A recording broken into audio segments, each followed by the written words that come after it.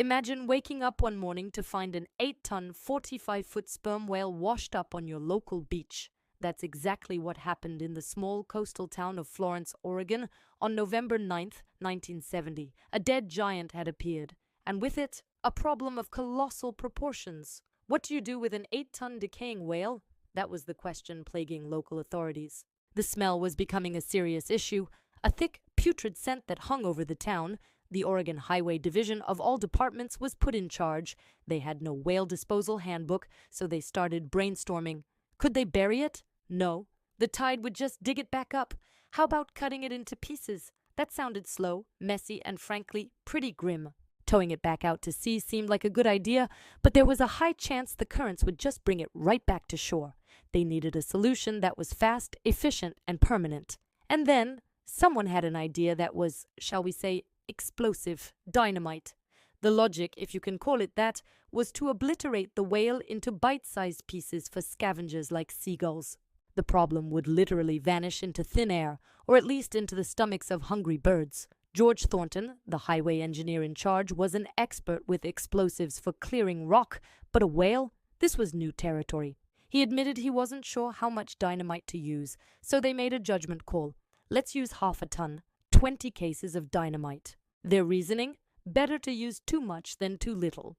They wanted to make absolutely sure this whale problem was solved for good. Oh, and it would be solved, just not in the way they intended. On November 12th, the stage was set.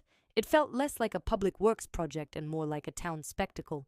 A crowd gathered. Reassured they were a safe quarter-mile away, news crews, including a young reporter named Paul Linman, set up their cameras ready to capture the moment. People lined the dunes, buzzing with anticipation.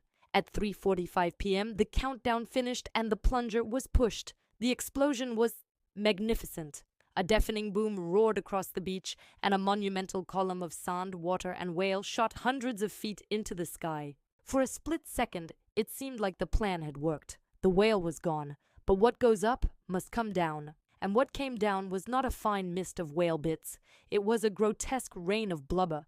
Giant, heavy chunks of decaying whale began to fall from the sky. The safe quarter-mile distance proved to be a hilarious miscalculation. People screamed and ran for cover as blubber bombs rained down around them. The nearby parking lot became a demolition zone. One brand-new Oldsmobile was completely flattened by a falling slab of whale. The irony? The car's owner had bought it from a dealership that was promoting the event. He literally came to watch a whale destroy his new car. Instead of a clean beach, the explosion had created a blubberpocalypse. The problem wasn't solved, it was just spread over a much, much wider area. The seagulls, who were supposed to be the cleanup crew, were nowhere to be seen, likely terrified by the blast, or perhaps just put off by the sheer size of the falling meat chunks. So, the cleanup crews had to go back out, this time collecting the scattered pieces by hand to bury them. Miraculously, no one was seriously hurt, though some were undoubtedly traumatized by the blubber shower. The story, captured so perfectly by reporter Paul Linman, became an instant classic of broadcast journalism. His deadpan delivery of the absurd events is legendary. For years, the story was just a quirky piece of local Oregon lore, but then the internet happened. In the 1990s, Linman's news report was uploaded, and the exploding whale became one of the first true viral videos. A new generation discovered this incredible tale of good intentions and catastrophic results. It became a masterclass in what not to do, a perfect metaphor for overconfidence and a poorly thought-out plan. Today, wildlife experts have much better methods for dealing with beached whales. They might tow them far out to sea with better equipment or bury them deep in the dunes where the tide can't reach. They definitely don't reach for the dynamite.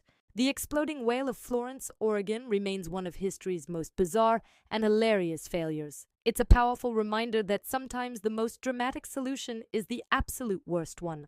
As Paul Linman famously concluded in his report, it might be concluded that should a whale ever be washed ashore in Lane County again, those in charge will not only remember what to do, they'll certainly remember what not to do. Thanks for watching this deep dive into one of history's strangest moments. If you enjoyed this story, make sure to hit that like button and subscribe for more weird and wonderful tales from the past. See you next time.